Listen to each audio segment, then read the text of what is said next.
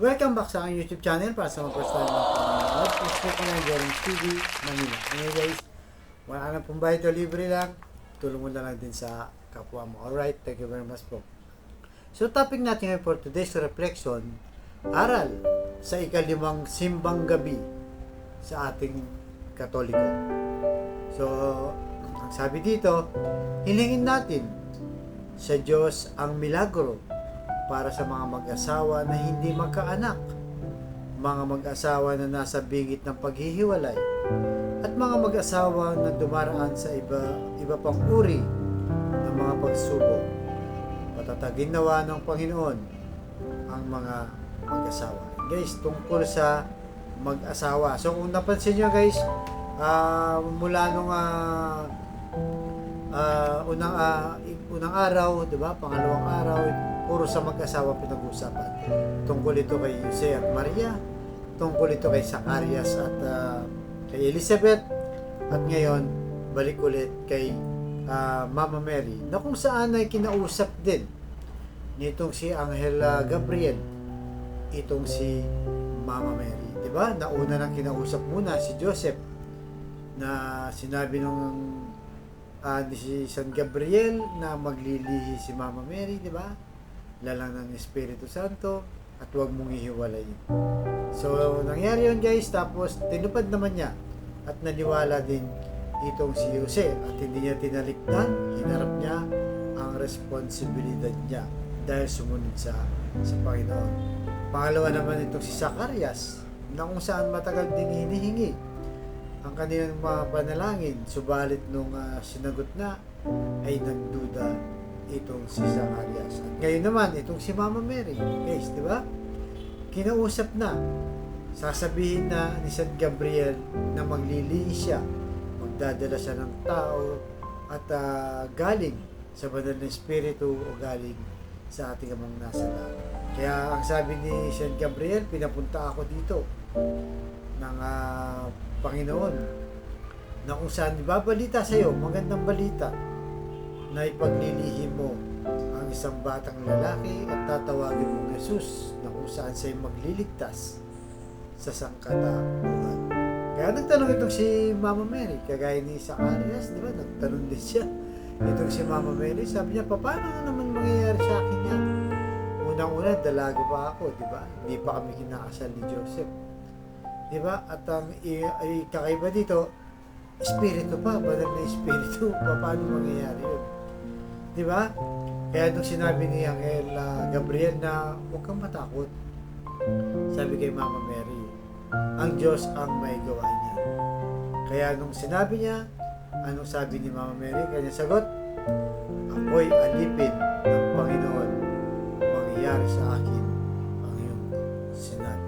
Guys, diba? Talagang naniwala siya, hindi siya nagdalawang isip, bagamat nagtanong siya, pero umiral pa rin ang kanyang pananampalataya sa ating Panginoong Yesus. Kaya naging matagumpay, di ba?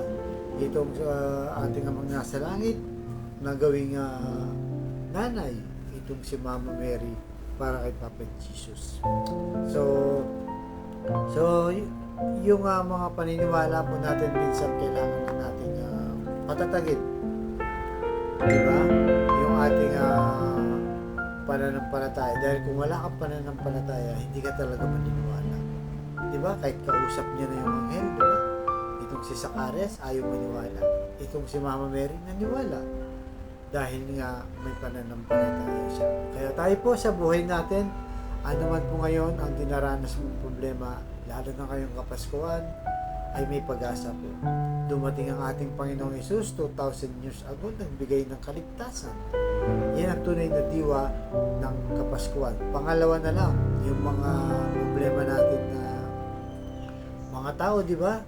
Na kung saan ay mga relasyon natin sa mga pamilya. Minsan nag-aaway-away, di nagkakasundo. Yan ang nagiging problema.